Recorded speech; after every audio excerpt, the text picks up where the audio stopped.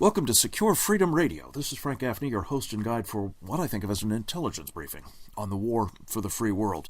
One of the men who is bringing considerable intelligence to bear on these issues of national and homeland security is our first guest. He is Congressman Barry Loudermilk. He represents with great distinction the people of Georgia's 11th Congressional District, including on two important House committees, the U.S. House Homeland Security Committee and also the Science, Space, and Technology Committee.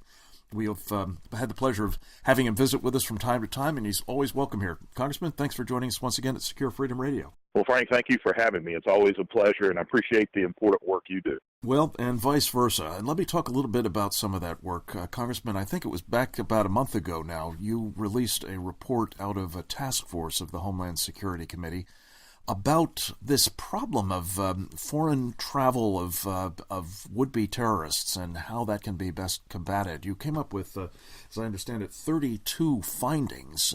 Talk a little bit about this report. It sounds as though there's a great deal of work to be done in this department. Well, there is. I mean, when you look at the challenges that we face with combating terrorism, which is unique from any other type of national defense issue we have, their intent is to conduct an act of terrorism against an American citizen to seek destruction and to kill innocent people. So it totally changes the way that you operate and you think and your intelligence community operates. And our focus was on this foreign fighter travel. You know, we've had the largest convergence of foreign fighters in the history of the world going into Syria. Some of those were coming back into the United States. And when you look at the percentage of those that go into Syria to fight with ISIS, 80% of them usually never come back out of the war zone. They're killed when they're there. Almost all of them, their passports are taken by ISIS, they're destroyed, or they're used for someone else. And when you have a large percentage of your citizens going there and actually coming back, it really raises a red flag. Okay, how are these folks getting back when most of the folks that go over there are being killed within the first 2 weeks, or they're basically being enslaved by ISIS? Let me address a related challenge. You mentioned Syria, Congressman Barry Loudermilk. The president has indicated that he would like to take as many as 100,000 Syrian so-called refugees. Some are migrants, some may be something else altogether, which is to the point. The FBI has now said, Director Comey, on several different occasions in congressional testimony, that his bureau cannot vet these folks coming out of Syria, that they simply don't have the background information necessary to assess whether some of them may be the kind of people you're talking about, ISIS fighters or jihadists of other stripes. How serious, as a member of the Homeland Security Committee in the House, do you believe this policy direction of the president is for our national security? This could prove to be disastrous, and you're exactly right. We had Director Comey as well as Secretary Johnson, Secretary of Homeland Security, and the director of the Counterterrorism Center before our committee just this week, and I asked some very pointed questions about these refugees that we're planning on bringing in, and it was clear to me, just from their reaction, from what they said, and more importantly, what they didn't say, they don't know how to deal with this. They don't know how they're going to vet them, and once they're here, they have no plan on how to manage or monitor them. This is something that's evolving, and the problem goes back to a president whose priority is social justice, not national security.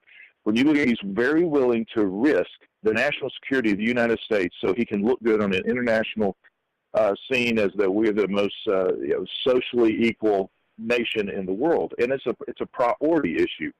But when you look at, I specifically asked all three of them to tell me if the reports that we have heard that 70% of the refugees are males, young males, which are in that target area that you expect a terrorist operative to be. 70% of the refugees are males. Was that true? They didn't know.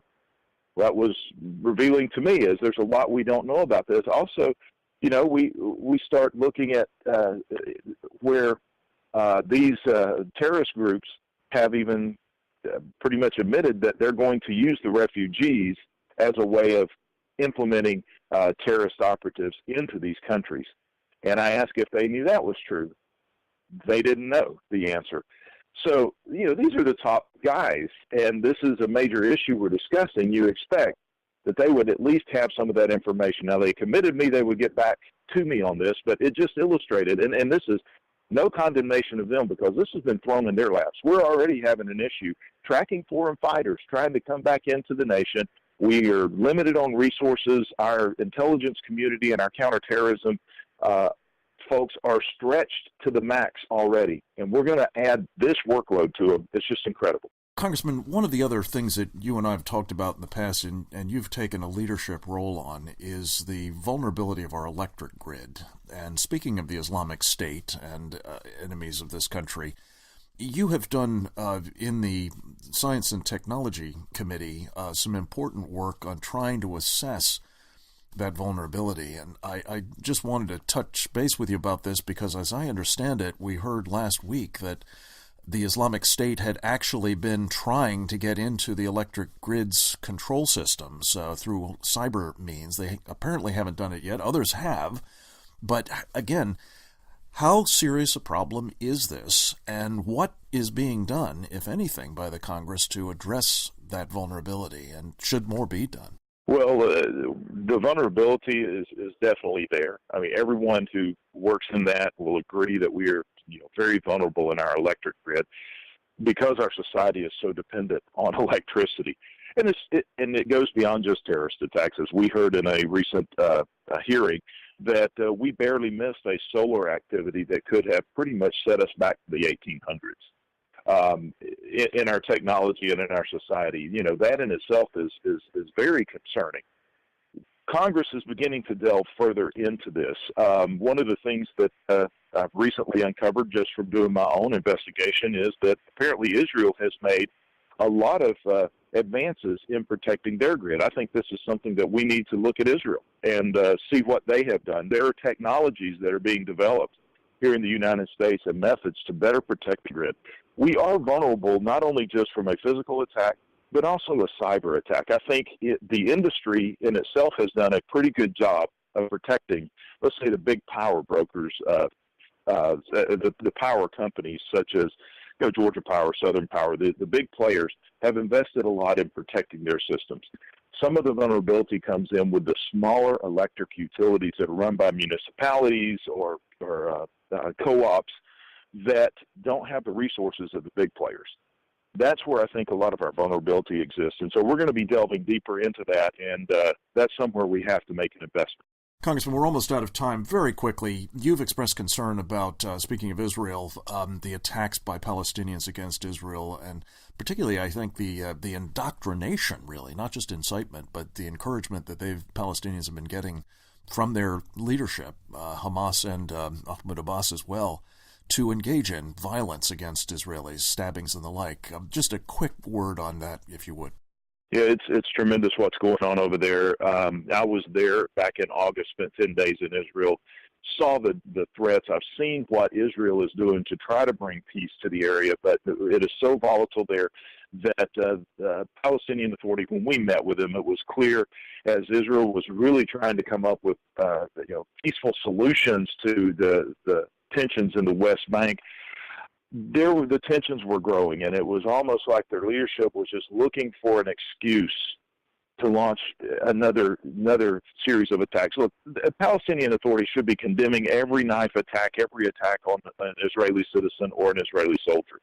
But they're doing the exact opposite. The tensions are going to continue to rise, and I think part of it is brought on by our administration, who has not set a clear tone that we will stand by Israel, because I'm not so sure that that's what the administration feels, but I can tell you that's the way Congress feels. It does. I pray to God that will be heard, because I think you're right. The signals that are sent by the administration are very much to the contrary. It seems like it's open season on Israel in the eyes of this administration and its Israel's many enemies. Congressman Barry Loudermilk, thank you very much for your attention to all of these issues and for sharing your insights with us.